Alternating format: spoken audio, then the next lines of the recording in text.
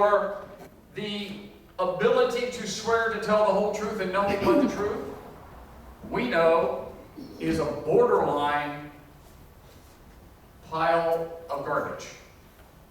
Because we know that we have been enough generations in our society that we have been taught, and we have been part of the almost Christian, truth is what you make it.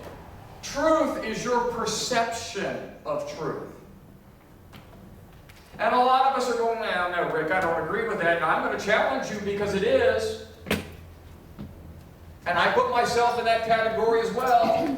We have placed, as we've been studying for the last several weeks, this idea of where we almost are Christian, and we've diluted with a little Hindu, with a little Buddhism, with a little human secularism, with a little this and a little that, because it makes us feel good. And after all, our religion is our personal belief.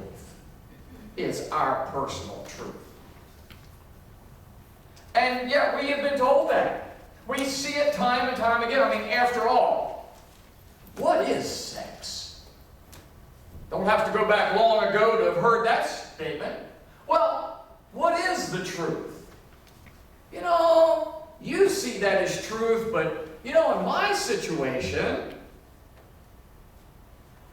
you know, we've experienced that in the poverty and situations of our country. In some areas, there's people poor who don't steal. And unfortunately, there are others who not only do it, and sometimes it's out of sheer survival. I'm not going to say it's not. But there are those who would say, well, it's okay to steal. And do you understand, when we blur the lines of truth, we have trouble with the truth. I mean, maybe Jack Nicholson was absolutely right. Maybe we just can't handle the truth. You know, when the great philosophers were seeking the meaning of truth, it wasn't Plato and Socrates and Camus seeking to find their truth. They were seeking the source of truth, the source of life. They were searching scientifically and theologically. That's what they were looking for. We have reached the point that our truth is, well, in our house this is true.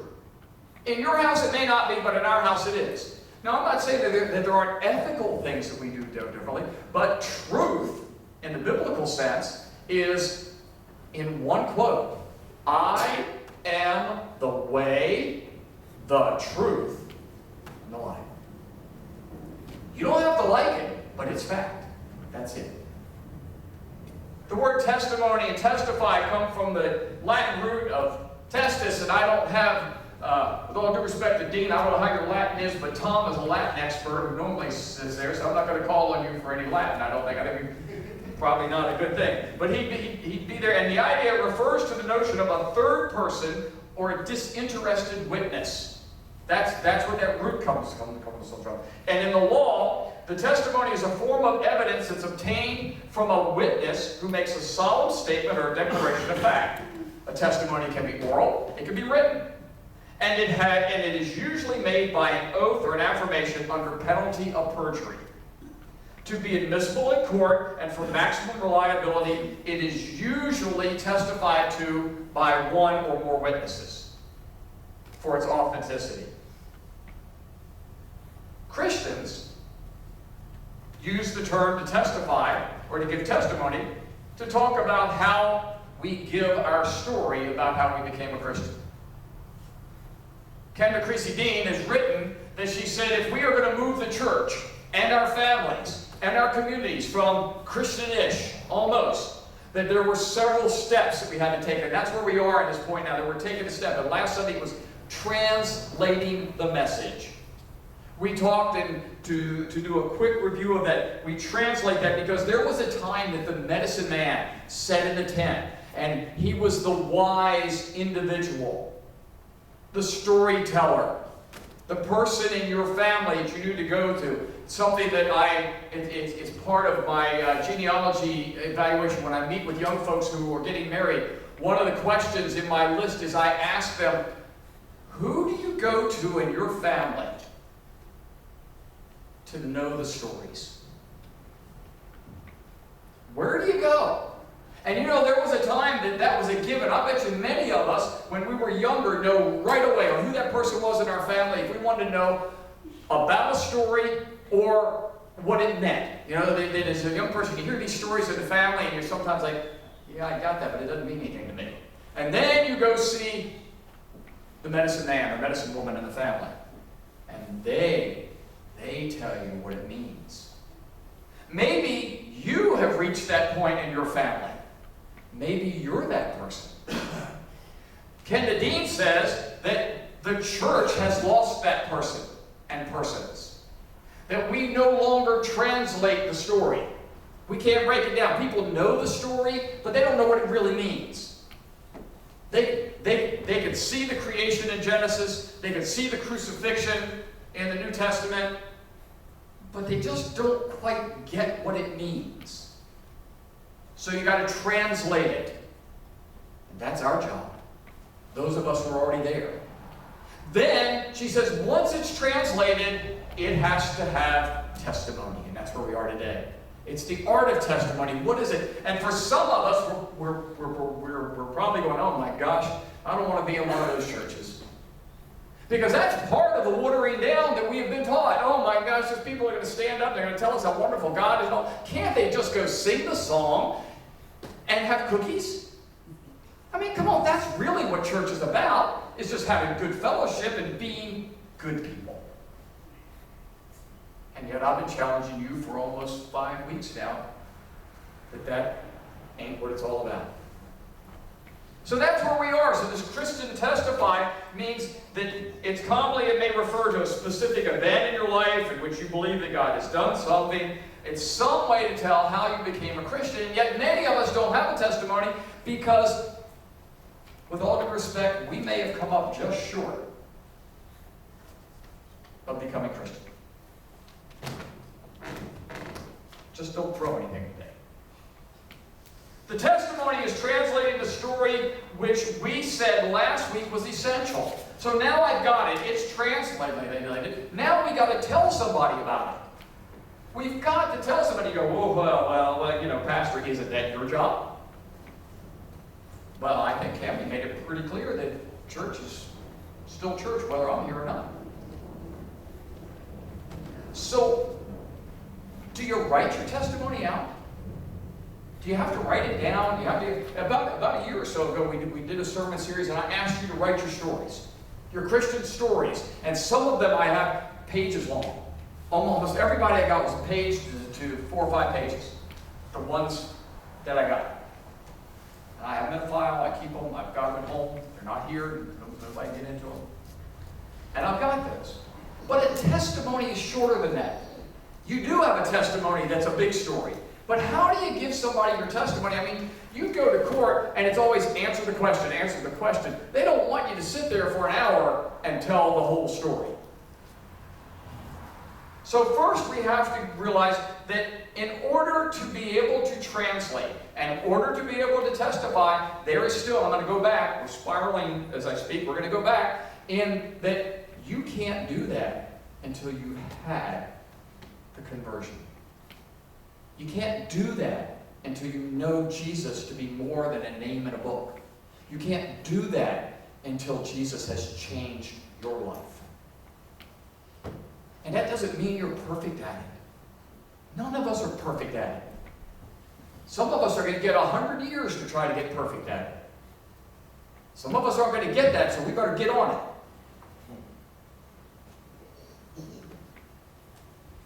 But you got to have that step first. Then, once you have that, now you're ready to go. And in your handout today, you'll notice there's no lines to take notes. If you want to take notes, you're going to have to flip it over on the back. There's no place. It is literally a handout for you to write a testimony. It goes directly with what we're talking about, that you can take it out of here and you can begin that process. As much as I could get on a half a sheet of paper. And here's the, and I want to give credit, and I don't know who it is, but I looked it up. I looked up and I found a set of guidelines for writing a testimony. And he or she is going to be known as unknown today. So I'm giving them credit, even though I don't know who they are. But the first thing that they say is when you're writing a testimony, it's not one of your steps, is to realize the power of testimony. realize the power of testimony. If you were sworn in and you went to court and you were testifying in a case, you know for a fact that what you say could or could not put someone in jail. Your testimony has power. You know for a fact that if someone comes to you and says, I heard you have trouble in your marriage, I'm having trouble in mine, how did you get through it? Your testimony is going to have a lot of power. I heard that you went through the same disease that I'm facing. How did you get through it? Your testimony is going to have a lot of power. Then why is it that when the most life-changing, most important thing in the world that should ever happen to any of us, we don't have a testimony? Or we stumble over the words, we don't know what to say. So know you have power. Second, the author said study an example from the Bible, and that's why you got a long scripture reading today. Because Acts 26, anytime you look at testimony, is probably the first reference that's going to come up. So let's look at this. All right? Study an example from the Bible. So that's what we're going to do. Verse 1. Then Agrippa said to Paul. Now, I really like Michael made the point. He said this is where Paul defended himself because he was going to jail. Because that's exactly how I always read this. I always read this as Paul trying to say, you know, I don't deserve to be put in jail, I don't deserve this, and all those things like any of us would if we had to stand in front of a judge. He's standing before the king, and what he's really doing, though, is he takes the opportunity to testify to his faith. Amazing. Then Agrippa said to Paul, tell the whole truth and nothing but the truth. He says, you may speak in your defense. So Paul, gesturing with his hand, which is a good thing because some of us can't talk unless we do that, he started his defense. And he said, O King Agrippa, you pagan heathen, you sinner of all kinds, you are the scumbag of the earth, and if you could just clean up your life between you and God, then I wouldn't be here. That's what you read, right, Mike? You didn't read that, huh? No. That's interesting because that's not what's written in mine either. But, do we know any Christians who share their testimony in that way? Sorry, church, but we sometimes spend a whole lot of time talking about how ugly their sin is before we get to share a testimony. And what do? We turn them off. Paul knew better. This is the king. He knew he was in trouble. So he says, gesturing with his hand, he says, I'm fortunate, King Agrippa, that you are the one hearing my defense for today against all accusations made by the Jewish leaders. And you're going, okay, I know Paul. There's a little sarcasm here, right? And there is.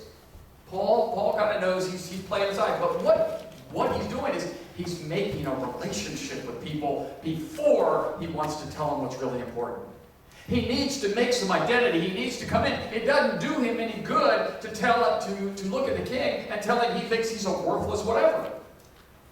He's going to come in and make some relationship. He's not going to concede anything. He's just going to make a relationship. And he says, I'm fortunate for your hearing my case against all of these things in verse 3. For I know you are an expert on all Jewish customs and controversies. Now, please listen to me patiently.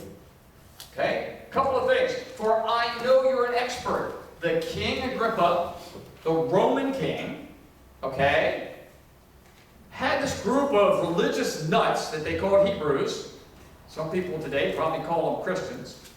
And he knew that he needed to kind of let them have their own thing. And the Roman Empire worked out a pretty cool way of allowing them to deal with the religious issues, but still getting them to buy in to Roman law. It was a pretty tricky little game. So he knew, though, in order to do that, if you were the king of those people, you need to know everything there is to know about them. It's like being an opposing coach. You better know more about that other team that you are playing than they know about themselves. So he knew, in all truth, that the king understood everything about Judaism. And then, that last phrase, Remember we said we started this was to realize the power of your testimony? He says, now please listen to me patiently. He did not say, now listen to me because this is a life and death story. It's a difference in how we share our testimony. But he acknowledged the power. Listen to me. And now the king's like, oh, okay. Even though I don't approve. So this author then said the third step that we need in doing a testimony is spend some time in thought and preparation.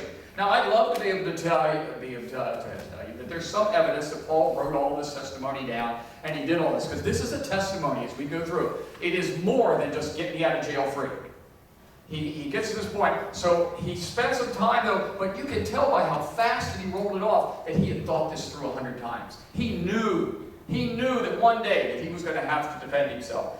And he says, as Jewish leaders are well aware, I was given a thorough Jewish training from my earliest my childhood among my own people in Jerusalem. If they would admit it, they know that I have been a member of the Pharisees, the strictest sect of our religion. Now I'm on trial because of my hope in the fulfillment of God's promise made to our ancestors. In fact, that is why the 12 tribes of Israel today, in fact, meaning made to our, in celebrating the promise. In fact, that is why the 12 tribes of Israel zealously they worship God night and day, and they share the same hope that I have. Yet, Your Majesty, you know this. Yeah, hey, I'm one of them, but we know how those Jewish leaders can get. He's telling him, he says, I'm acknowledging all I believe is what they believe, except I'm going to believe it to the fullest. And he says, they accuse me for having this hope. The very hope that they taught me when I became a Pharisee, now that I believe it and profess it in the coming of the Messiah, they now accuse me for having it. Now these thoughts, no way they just popped into his head. There's no way that your theological understanding of everything was that Paul had well prepared. The fourth point, and this is the point that gets into ours even in more detail, is that the author says we should start with a three-point plan. Simple and a three-point plan. 3 steps. What it was like before Christ, how you were converted, and since conversion, what's it been like? So, well, Paul didn't do that. Let's check. Verse 8.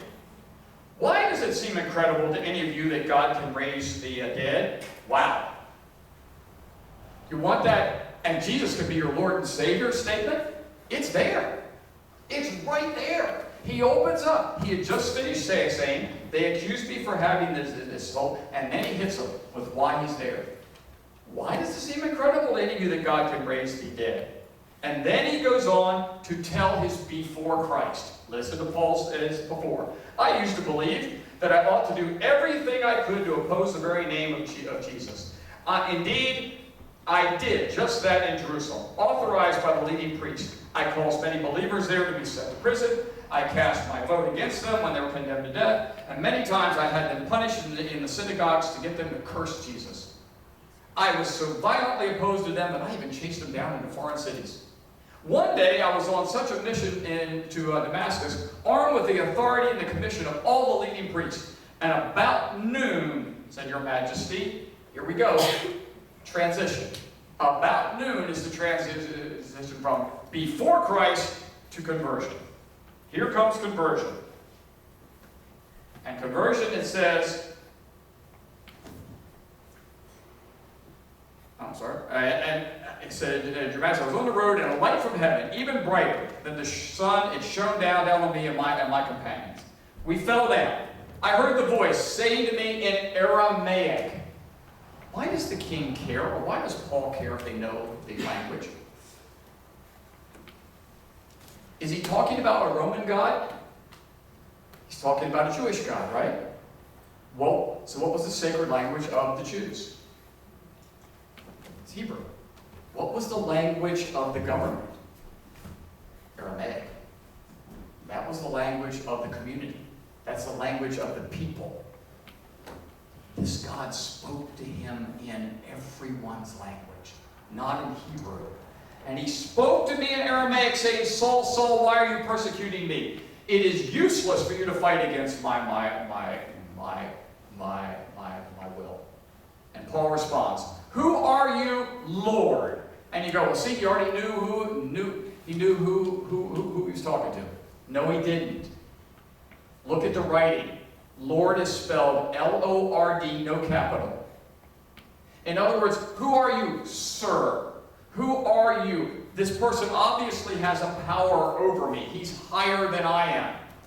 Lord with a capital L refers to Yahweh, Savior, all of those references there. Small l means that Paul knew whoever it was, that they were important. So he's basically, in Rick's poor translation, saying, who are you, sir? And I asked, and then the Lord replied, capital L, I am Jesus, the one who is persecuting. Now get to your feet, for I have appeared to you to appoint you as my servant and my witness, and tell people that you have seen me, and tell them that what I will show you in the future and witness, tell people about me, and I will rescue you from both your own people and from the Gentiles. Yes, I am sending you to the Gentiles. Oh my gosh, really?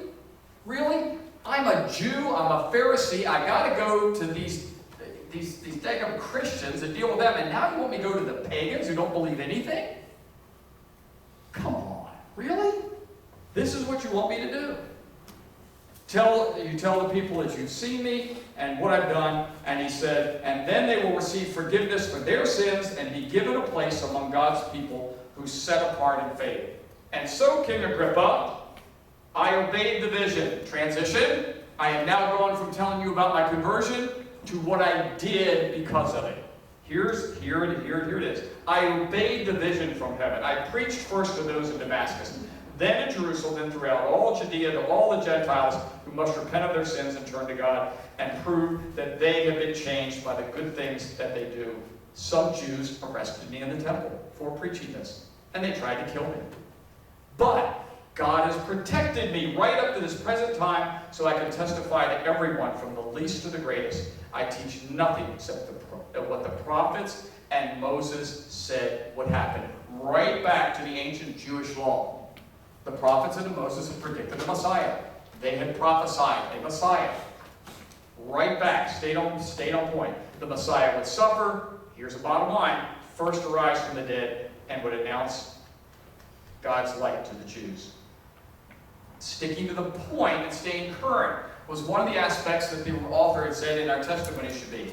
Because here he tries to get distracted. Festus, who was a leader, stands up and says, Paul, you're insane. Too much study. You've been in the books for so long. You know, you got so many theology degrees and so much all that. You just lost your mind.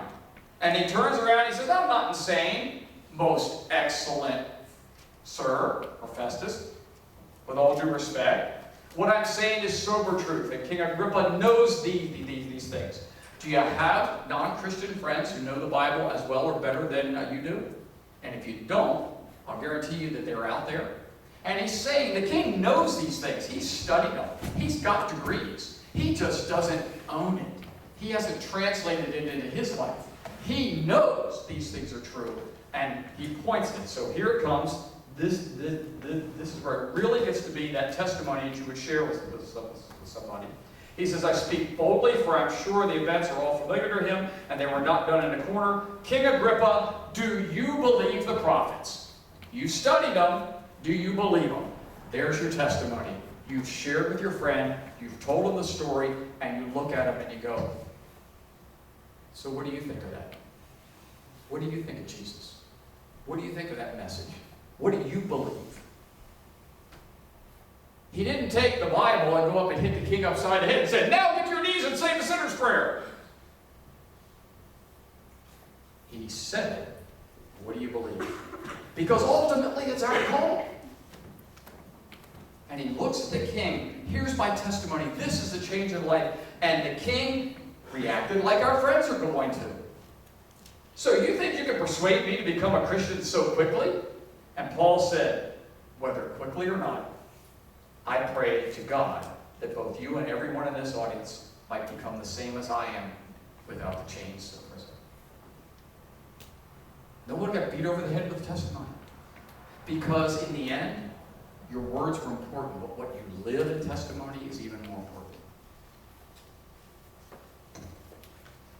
Finally, if we are going to move the church and ourselves from almost Christian to Christian, we got to know the story, we got to have the conversion, and then we got to tell the story.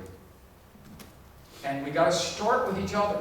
In Thessalonians 5:11, therefore encourage one another and build each other up, just as in fact you are doing. If we're not telling each other, then we're sure not going to tell anybody else. 2 Timothy 1:8 says, therefore should never be ashamed of the testimony about our Lord. And Matthew 10 and verse 32, everyone who acknowledges me publicly on earth, I will also acknowledge before my Father in heaven. So that today, we need to pledge to move from Christianish or almost to all in. That's what we got to do. We can no longer accept the world's view that being moral is the key to Christianity. Or that Jesus is supposed to simply make us feel good. Because you know what? Read the Bible and Jesus doesn't even make the apostles feel good all the time. In fact, sometimes he makes them feel pretty uncomfortable. And then that last part, that deist part, God isn't just watching. We've got to get past that. God's got to become personal. And that can only become personal through knowing Christ. Ideally, you'd want this in about 2 to 4 minutes. Paul's broken down a little bit longer than that, but not much if you read it straight through. 1 John 5:11, this is the testimony, and this is the bottom. This is the minimum. I mean, the maximum minimum. This is the essential. God has given us eternal life, and this life is found in His Son. The end. I've said it for years that you've known me. The kids song One Way Peace, the power of the cross. Everybody says it's not that simple. Yes, it is. That's it. And that's got to be the message that is in your heart. Then, add your story. The world needs change. It needs to value life. It needs to value life from conception to old age. It needs to value life from the farm to the inner city. It needs to value life from blue jeans to uniforms. It needs to value life because life is worth the living because Christ lives. That's our testimony. Amen. As you're able, stand with me and sing our closing song.